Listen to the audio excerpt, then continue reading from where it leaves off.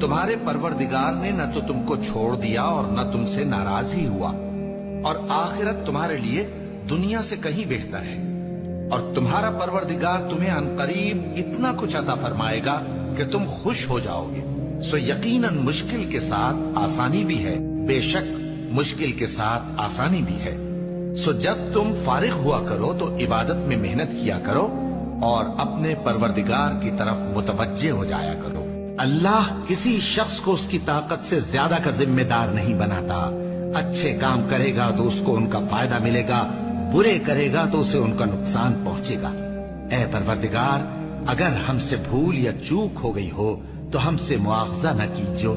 ऐ परवरदिगार, हम पर ऐसा बोझ न डालियो जैसा तूने हमसे पहले लोगों पर डाला था। ऐ परवरदिगार, जितना बोझ उठाने की हम में ताकत नहीं उतना बोझ हम पर न रखियो। और ऐ परवरदिगार, हमारे गुनाह